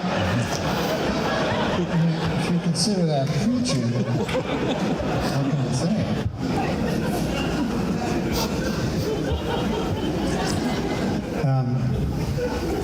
It's funny with the Ten Commandments because they seem so arbitrary, you know? Like some of them seem easy, right? Like, thou shalt not kill. Come on, man. You can get through life without killing some motherfucker. God damn. Does that make you such a great person? Well, hey, I didn't kill anybody. Oh, come on in. Here's your fucking eternal life. Reward. You didn't kill anybody, right? No, I didn't. But then there's other more nuanced ones that are very difficult, like coveting. This is one that always, you know, I go, oh, how can I not covet? Like, it's just so in me, and I don't know how to escape the human bonds of covetousness. Like the commandment says, thou shalt not covet thy neighbor's ox. Okay, first of all, this is unfair because some people's neighbors don't have an ox. So they're just fucking off the hook on that one. Meanwhile, what about me? I got an ox, right? Off this Mexican guy. It doesn't matter what race he was, but the point is I shouldn't have gone cheap. I should have got a new ox. So I get the fucking thing, and then it's all like matted fur, like scraggly fucking old ox and shit. And then he's got like a hump on his shoulders. I'm like, oh, what the fuck? So I phoned the Mexican guy. I'm like, what the fuck is it? He's like, he's got bursitis. I'm like, ah. He's like, yeah, like Nixon. I'm like, Nick, what? He's like, as long as he doesn't pull anything or lift. I'm like, what? An ox? So anyways, now I'm stuck. Nobody wants to buy it. I got the ox. It's like gross ox. It's like sitting in my garage all day. You know? And I can't do anything about it because there's that other commandment, thou shalt not kill. So I can't, like, you know, kill my ox. I'm just stuck with it. So then, now I leave my house, right? And I walk down to the corner store, and my neighbor, his garage door is open. What a surprise. And what's in his garage? Just the most beautiful, like lustrous, I don't even know what the color is. It's sort of like aquamarine with steel blue, just shining, the top Belgian ox. My neighbor's like, you like it? I'm like, no. I got my ox, see? I like him. I don't like me, I like my life, and I like my ox.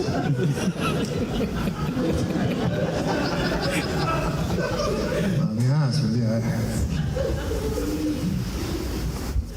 it's funny, you know, it doesn't matter if Jesus Christ historically lived or not, as to his divinity. I mean, obviously, if he never lived, he wasn't divine. But most scholars now say that Jesus Christ actually did live, and he did exist in history. And this was interesting. I didn't know this. I read it on BuzzFeed the other day. Did you know that they now have almost certain proof that Jesus H. Christ lived also?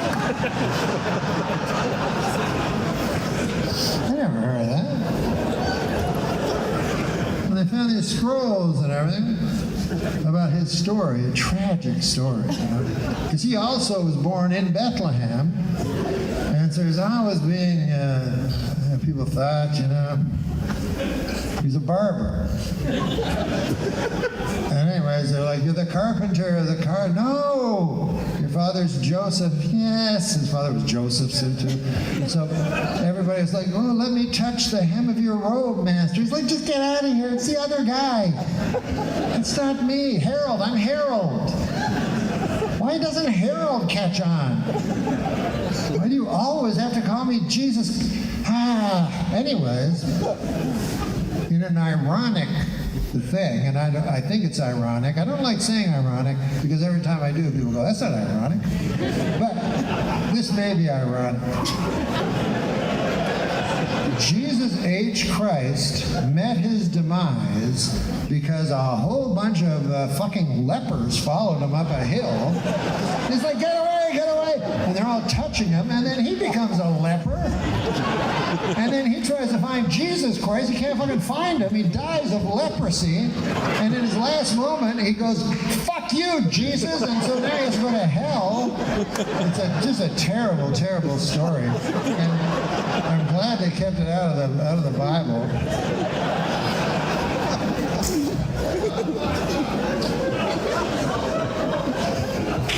I forgot. I was going to tell you a story about meeting Matlock, and I forgot.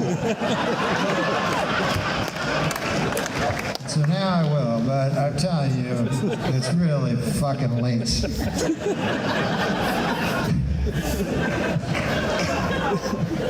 And here's the thing. Here's happiness, how fleeting it is. Like right now, I'm happy. This makes me happy talking to you guys. What a crowd you guys are. You're like wonderful, beautiful crowd. You know what I mean? Thank you very much. And thanks for coming.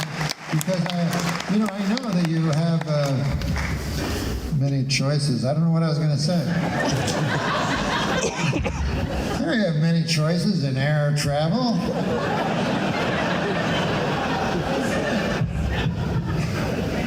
What about when there are no other choices, Like you're like, the guy's like, well, thank you for flying Aleutian Airs. We'll be landing on the Aleutian Islands. We know there's many different choices. You're like, no other choices.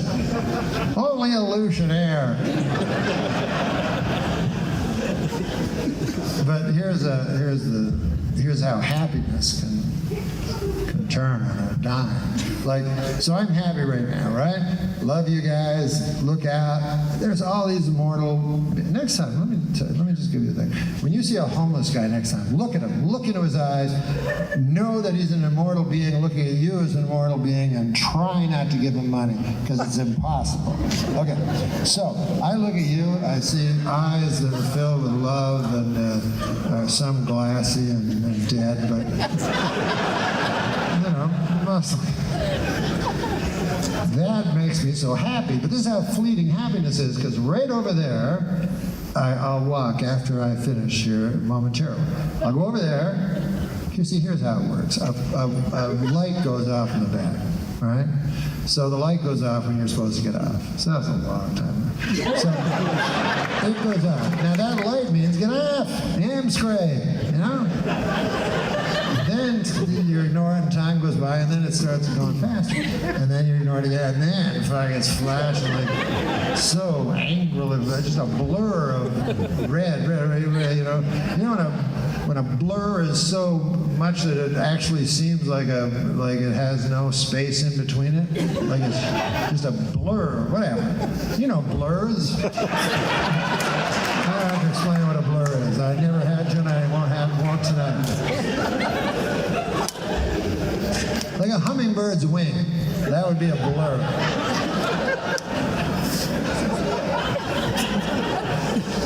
Or what about, have you ever seen a lady's forefinger when she's lying down upon herself? Like it's a crazy blur, you know? And then you remember what you were doing, you know, you're like, did I get anything out of that? Huh? What's that now? She's like, no, I'll take care of it. Yeah. And then the blur, and then I just stroke their hair. So we get through it. But anyways, all I'm saying is that I'm happy right now. Moments from now, I'll go over there, just 20 steps, and then boom, it's that Frank or whatever the fuck his name is. Oh, he's right there. And then I go from happiness to over there, and Frank's like, light, light, people, that's a paid. And I'm like, I didn't see no light. What do you think of that? I was like, I didn't see a light, huh? Even when we flash it faster? No, I didn't see it. Try to tell you. What do you want me to tell you? Well, it was a blur. Remember we made it a blur so you'd see it? Tell me you didn't see it then? No, I'm fucking telling you I didn't see it. What the fuck? Is something wrong with you? Or what? So really? Because Sean was saying that you were talking about the light. I don't know who Sean is. I don't know what show Sean's but I swear, on the life of my daughter, I don't have a daughter. Somehow a little trick for you. Swear on the life of someone who never had a life in the first place. So anyways, I will tell you about meeting Matlock or Andy Griffith, however you want to refer to him, depending on how inside show business you are. I'm at an airport. I look in a bookstore and there's fucking Matlock, right? So I go, God damn, my chance to meet Matlock. Now I had just moved to Los Angeles. I was not in show business. This is the first celebrity. And I go, I gotta meet him. So I went to the bookstore and he's reading one of those big fucking thick books. You ever see those? Right? Make you sleepy and shit. So I go, I'll fucking pick up a big thick book and stand beside him. You know? So that was my plan. So I get this big thick book, right? But he's looking the other way, right? Matlock. So I say, God damn it, I didn't see that shit coming, or something like that. And then he looks over, right? And he goes, it's nice to see a young man that likes literature, you know? I was young back then. So I said, oh yeah, you know, I'm clever. I go, yeah. I go, I love books. You know, I go, I love books about lawyers. You know, I love lawyers. Whether they be in a book or in real life at the courthouse, or, you know, on the TV, I don't care. I like TV lawyers also, you know, like, and then I looked at him, right? And then my throat gets all dry, and we get like that, like, and I started sweating, and it wasn't Matlock. He was just some fucking old man. I never would have talked to him in a million years. Who's going to talk to an old man? The books are... Anyways, whatever. But I will tell you this. Not a day goes by that I don't think about that old man and how much I hate his fucking guts. Let's be honest with you. I'm going to tell you now the funniest joke ever. I made it up, and you can tell it to your friends. And it's a joke. It's an actual joke. You know, where you go like a guy, fucking lawyer bar, you know, people got, and then they, jokes, right? I'm saying it's not like a stand-up joke where you can't use it. Where next day, you can't go in to work the next day and go, hey, what about cats? It's got to be a joke. So I have a joke. First joke I ever made up in my whole fucking life. It's the best one. Oh, before that, I was going to tell you one thing. because I'm kind of proud of it. It's a good thing I did. Not yet, but I'm in the process of doing it. I've been blessed because when I was in grade 4, I had 4 friends, right? Richard, Randy, Babin, and me. Now, Babin we all went our separate ways in life, but we stayed friends, which was marvelous. And Babin grew bigger and bigger, fatter and fatter and fatter. And he became morbidly obese. It's a disease. And like the guys you see on the TV, like literally that big. That's the weight he has reached now. 586 pounds. That's what he was last Tuesday. 586 pounds. So anyways, now he wants help. He's really serious about it. So we all got on the phone, me and Richard and Randy, and we said, we got to do this for Babin. And then Randy's like, we're all 100% behind him, right? And I try to never bear false witness. So I said, yeah, 99, something like that. And then he's like, what? Why not 100? But whatever. I don't like to... Like, a little tiny part of me wants him to gain 14 pounds. I can't help it. I can't help it. I can't help it. I can't help it. You know? Where God resides, the devil hides. I just made that up. See, there's a wise thing.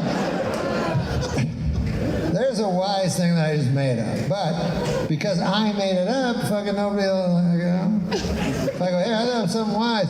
Where God resides, the devil hides. Everybody go, well, you're fucking retarded. That doesn't mean nothing. Because I'm saying it. But if I said, oh, as Winston Churchill said, where God resides, the devil hides, people go, God damn, that's smart. And I go, it's me. And they go, I don't like it anymore. And then it was really wise. They just attribute it to Churchill anyway, and you're just a fucking guy. Anonymous. You're anonymous. Imagine that. Imagine reading it and go, that's me. I said that to fucking Richard like 10 years ago, and now it's on a cup. Fucking anonymous. So I want to help my friend, right? He's 586 pounds. But anyways, he said this thing to me that struck me as odd or funny. He said, you wouldn't know it now, Norm, but you know, at one point in my life I was 130 pounds. And I said, no, I believe that. I believe your every weight up to 586 pounds. Now, I didn't take advanced math for 12 years to be made a sap of by this guy. So here is the greatest joke ever, okay? So you remember this, because it's easy to fuck up this joke. But you tell people, God damn, people will be laughing like crazy. Here it is, my little gift to you. And then I'll race over there and get yelled at. So here it is. A woman says to her husband, honey, does my ass look fat in these jeans? And the husband says, okay, listen, I'm going to tell you the truth, but you have to promise not to get mad at me no matter what I say. She goes, I promise. He goes, okay, I'm fucking your sister. All right, God bless you, everybody. I broke the mic. All right. Look at these guys.